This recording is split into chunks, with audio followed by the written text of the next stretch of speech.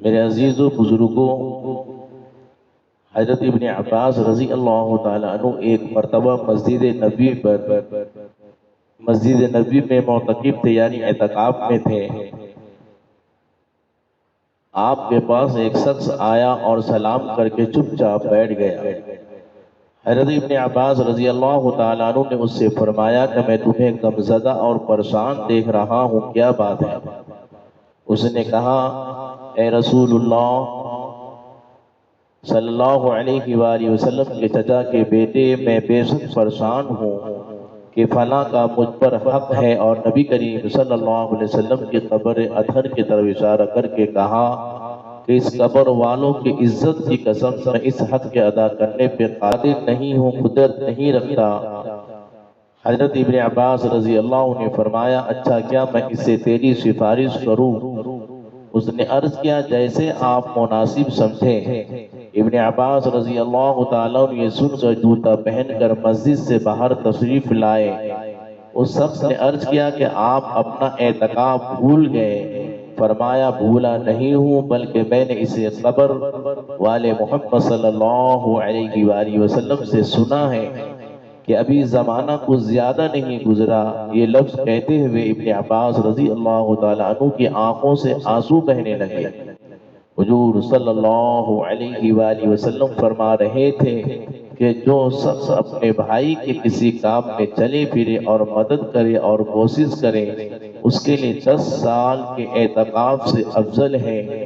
اور جو شخص ایک دن کا اعتکاف بھی اللہ کی رضا کے واسطے کرتا ہے، اللہ کو راضی کرنے کے واسطے کرتا ہے، تو حق تعالی جل شانہ اس کے اور جہنم کے بیچ 3 خندقیں آڑ فرما دیتے ہیں، جن کی مسافت آسمان اور زمین کی درمیانی مسافت سے زیادہ چوڑی ہے۔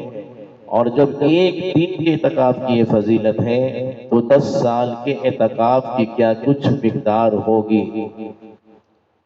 اس حدیث سے 2 مضمون معلوم ہوئے۔ اول یہ کہ ایک دن کے اعتکاف کا بھی ثواب یہ ہے کہ حق تعالی جل شانہ اس کے اور جہنم کے درمیان 3 خندقیں حائل فرما دیتے ہیں، اور ہر خندق اتنی بڑی ہے جتنا سارا جہاں، اور ایک دن سے زیادہ، جس قدر زیادہ دنوں کا اعتکاف ہوگا اتنے ہی زیادہ اجر ہوگا۔ علامہ شعرانی رحمۃ اللہ علیہ نے ایک کتاب میں نبی کریم صلی اللہ علیہ وآلہ وسلم کا ارشاد نقل کیا ہے کہ جو شخص عشرہ رمضان کا اعتکاف کرے اس کو 2 حج اور 2 عمروں کا اجر ہے، اور جو شخص مسجد میں جماعت میں مغرب سے عشاء تک کا اعتکاف کرے کہ نماز قرآن کے علاوہ کسی سے بات نہ کرے، تو حق تعالی جل شانہ اس کے لیے جنت میں ایک محل بناتے ہیں۔ دوسرا مضمون جو اس سے بھی زیادہ اہم ہے وہ کہ مسلمانوں کی حاجت روائی یا مسلمانوں کی مدد کے 10 سال کے اعتکاف سے افضل ارشاد فرمایا ہے۔ اسی وجہ سے ابن عباس رضی اللہ تعالی عنہ نے اپنے اعتکاف کی پرواہ نہیں فرمائی کہ اس کی تلافی پھر بھی ہو سکتی ہے اور اس کی قضا ممکن ہے۔ اسی وجہ سے صوفیہ اور اللہ والوں کیا مقولہ ہے کہ اللہ جل شانہ کیا ٹوٹے ہوئے دل کی جتنی قدر ہے اتنی کسی چیز کی نہیں۔ یہی وجہ ہے کہ مظلوم کے بددعاؤں سے احادیث میں بہت ڈرایا گیا ہے۔ حضور صلی اللہ علیہ وآلہ وسلم جب کسی شخص کو حاکم بنا کر بھیجتے تو نصیحت کرتے اور یہ ارشاد فرماتے کہ مظلوم کی بددعاؤں سے بچو۔ میرے عزیزو، اس جگہ ایک مسئلہ کا خیال رکھنا ضروری ہے کہ کسی مسلمان کی حاجت روائی کے لیے بھی مسجد سے نکلنے سے اعتکاف ٹوٹ جاتا ہے، اور اگر اعتکاف